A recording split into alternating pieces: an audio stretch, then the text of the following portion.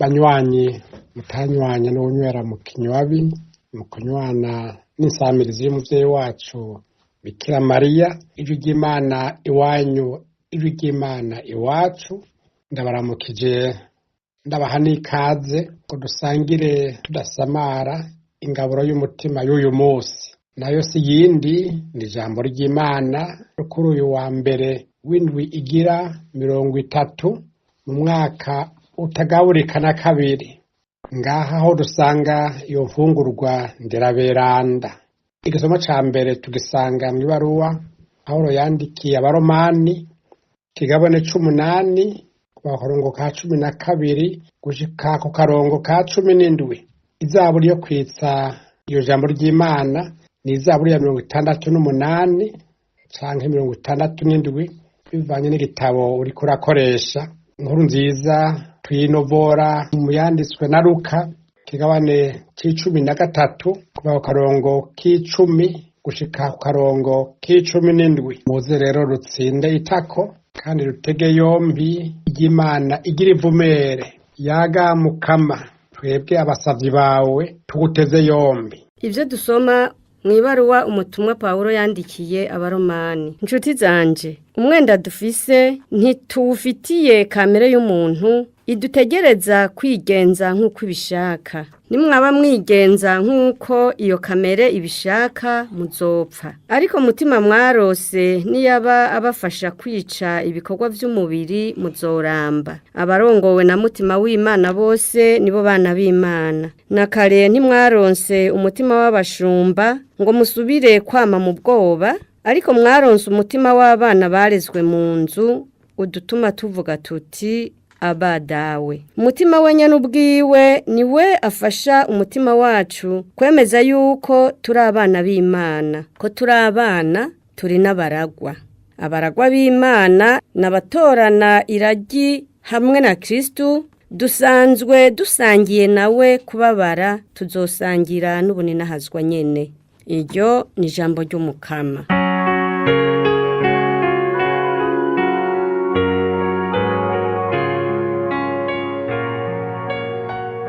Imana dufise ni Imana y'urukiza. Imana dufise ni Imana y'urukiza. Imana nihaguruke abansi bayo bashwiragire, kandi abayigwanya bace bayonga. Aberanda bo baranezerwa imbere y'Imana, baratamba bagatarika. Imana dufise ni Imana y'urukiza. Imana ihangamye mu ngoro yayo nyeranda, niyo se w'imfuvyi n'umuburanyi w'abapfakazi. Inyakamwe irayihereza inzu yuzuye, imbohe nayo ikayugururira umuryango w'ubuhigwe. Imana dufise ni Imana y'urukiza. Umukama nashimagizwe imisi n'iyindi, kuko Imana ariyo mukiza wacu atubabaye. Imana itubera Imana y'urukiza, Umukama Imana yacu niwe aganza urupfu. Imana dufise ni Imana y'urukiza.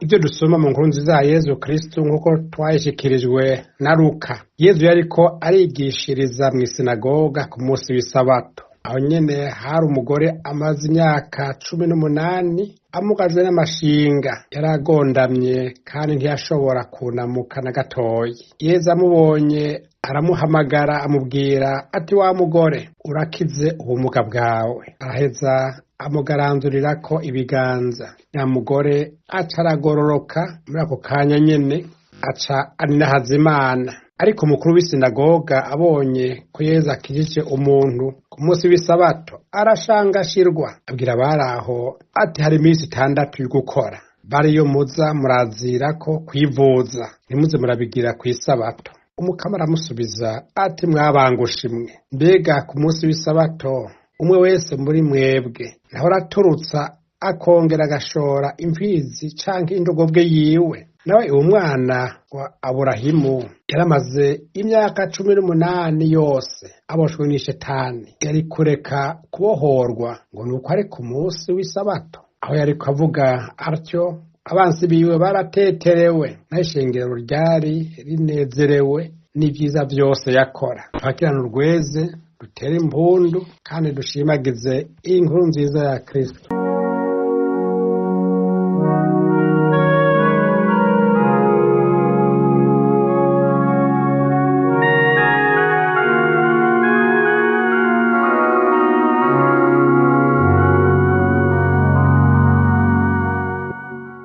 Abarongowe na mutima w'Imana bose nibo bana b'Imana. Batoni mutoneye ahatotahaye baca umugani mu Kirundi ati amagara ntamerwa aramirwa, ikasi ay'umubiri gusa n'ay'umutima nuko. Kandi bavuga batu utamira ntatamure aba yaratamitswe. Natwe rero tumire twongere dutamire imfungurwa y'umutima y'uno munsi, dutangarire ubwiza, ubutore n'uburemere bwo kuba abana b'Imana. Iryo jambo turinoganze kuko rirahambaye kandi rirahimbaye, kuba abana b'Imana. Twavyumvise mu gisomwa ca mbere aho Pawulo atubwira ati abagenzwa na mutima w'Imana nibo bana b'Imana. Ni ukuvuga yuko rero abandi atari bo, abagenzwa n'iyindi mitima yasekibi canke ihumanye canke abagenza itima, si abana b'Imana. Pawulo abandanya agira ati mwaronse umutima w'abana barezwe mu nzu. Ntituri rero ibitwarire canke abazanano mu nzu kwa data, turi muhira iwacu. Ati uyo mutima niwe afasha umutima wacu kwemeza ko turi abana b'Imana. Mbere ntayivugije ayiciye umurya ati ko turi abana b'Imana, turi basamuragwa b'Imana n'abaragwa kumwe na Kristo. Bakunzi muzira nkunzi, burya ivyo turabitegera neza. Ubwo murumva ubwiza n'uburemere bwavyo. Erega ico benshi batazi, kuba umwana w'Imana n'iteka rikomeye. Mbere nibavuga nti niyo titre isumba izindi zose hano kw'isi. Muti gute? Burya amateka n'amatungo n'amatitre yose abantu biyita canke bitwa bizoguma vyose aha kw'isi, kiretse iyo titre imwe gusa yo kuba umwana w'Imana. Ivyo benshi birukira baharanira, mbere no kwicana bakicana arivyo barondera, vyose nta na kimwe kizokwinjira mw'ijuru. Nk'amatitre mu vya politike, nyenicubahiro, umukuru w'igihugu kanaka n'ibihugu vya rutura, bajya bita abanyakubahwa, bashinga amateka, bakenguza amateka, babura amatari n'ayandi. Eka nayo bitana mu vyerekeye gucungera umutekano, ba marshal general, colonel n'ayandi.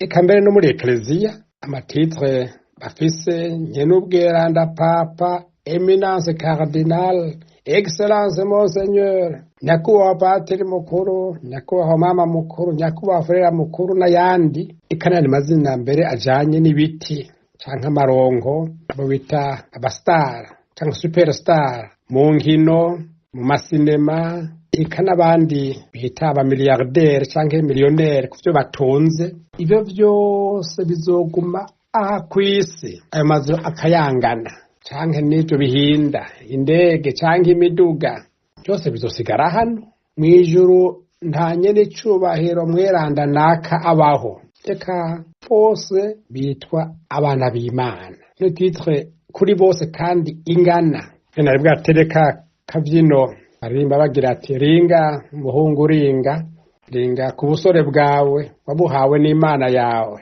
Bitero bashirako mbere amazina menshi, nabongera kuti ringa mu kuba umwana w'Imana wabihawe n'Imana yawe. Bakunze Imana ikunda mukayikundira. Pawulo yarabandanije naho tutabisoma no munsi, yaravuze ati turi abana b'Imana ariko ico tuzoba ikiramenyekana. Aho rero niho bikomereye.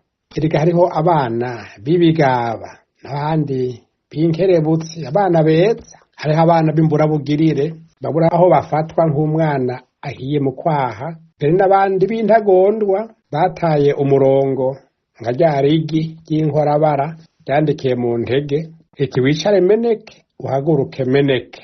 None wewe uri umwana w'Imana agenza ate? Jeho bite? Nakawe bite? Burya hari umuhinga yavuze ati umuntu arimwo abantu batatu. Ati umuntu wa mbere n'uyo wewe uzi wibaza kandi wemera ko uri. Ati umuntu wa kabiri n'uyo abandi babona bazi kandi bavuga ko uri. Ati umuntu wa gatatu n'uyo Imana izi kandi ibona ko uri. Uzoba rero uhiriwe niwaba uri uko Imana ikubona kandi gushaka ko umera. Ivyo nazo tubifashwa n'ibintu vyinshi.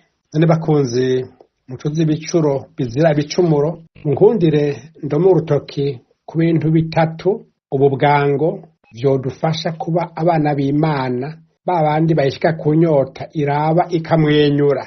Ica mbere n'uyo mutima mweranda nyene twumvise. Kuya nko mu gatondo ukivyuka ukavuga cya gisabisho ingomana mutima mweranda, ukamusaba kama kuyobora. Nubwiza kuba mu bita bakarismatike baronse effusion, ariko nukumuhamagara akakubera imoteri mu byo ukora byiza. Nifire imbere y'inabi akabara kwigisha ingene wovuga, aho ukongereza akariro, aho woheza ibintu ukabihagarikiraho nyene cyangwa ukabihunga. Uyo rero wadufasha kuba abana b'Imana bayishika ku nyota. Hari umwiranda ntazwi cyane ariko yitwa Miriam w'i Bethlehem. Uyu mwiranda rero yaciye mu bintu byinshi, na Yezu araheza aramubonekera, aramuhabwa amajambo atari make, ababwira Papa Pio w'11. Imwe muri ivyo Yezu yamubwiye ati nifuza ko abasaseredoti ukwama bahereza inkuka y'imisa rimwe mu kwezi ya mutima mweranda. Cya gitabo dusomamwo inkuka y'imisa misel. Iyo misa mutima mweranda irimwo ivyo bita messe votive. Ati bayivuze hari imitima myinshi yokira, bigafasha kumenyesha inkuru nziza by'ukuri kandi abanyene bakahakora ubweranda. Nurabawumva birenge n'ubarirwa. Icya kabiri nukuba umwana wa Mariya. Turi mu kwezi kw'icumi, mu kwezi kw'irozari, nukuyijukira kuko ikigwanisho cirukana shetani itubuza kuba abana beza b'Imana. Teze mwanda w'Umwana Yezu no yavuze ati ndi mu maboko ya Bikira Mariya, shetani ntiyohankura ngo uje kunta mu muriro udahera. Patiri Pio nawe yongereye ko avuga honyene ati wishikanye ku mushavu cyacu wa Bikira Mariya, niho honyene shetani itigeze ishika kandi itazokwigera ishika na rimwe ngo ikureyo abana b'Imana bariyo ngo atware mu muriro. Icya gatatu ni indulgensiya tugabana muri uyu mwaka mwiranda wa yubile. Ntituzifate minenerwe, burya zirahambaye. Niba utagize amahirwe yo kugenda ngo ushike i Roma, hariho amakatedrale n'ayandi masengero bageneye ico. Utarajayo Nyaragasa, ivyo badusaba mu kugira indulgensiya rwose ubitegere ushire mu ngiro, utabizi neza ubaze bagusigurire, ariko heze nawe rero wihwabe. Iyo mihezagiro ntikujane, gende uje uravoma. Nabo bavuge nti uvomagure, batasigaje amezi abiri ntagusiga uko yagusanze ngo imihezagiro tugabana muri uwo mwaka ngo ikujane. None mwatowe ne yantoye dusozere twinovora ingene mu njiri Yezu atagira ngo umwana w'Imana ntagume mu byara bya shetani. N'isabata ari isabato ntayirabira. Igihambaye muri iki gitangaro twumvise uno munsi, Yezu akijije umugore yarahetamye, araheza aragororoka. Nate tumusabe Yezu nkora ko nanje, dukore ko natwe tuve mu biduhetamikira mu gicumuro vyose, tweze tugororokera Imana. Bwavuge ndabitazira tidusabe umutima mweranda tuyobore, tube abagororotsi babanonotsi n'inkerebutsi, tube ababangutsi mu gutsinda shetani, tubone gutsindira no gutsimbataza intsinzi itsindagiye kandi zira ibitutsi n'ibitotsi. Imana iyo ntsinzi yacu nibahezagire kandi iwutsindagire, kw'izina rya Data n'irya Mwana n'irya Mutima mweranda. Amen.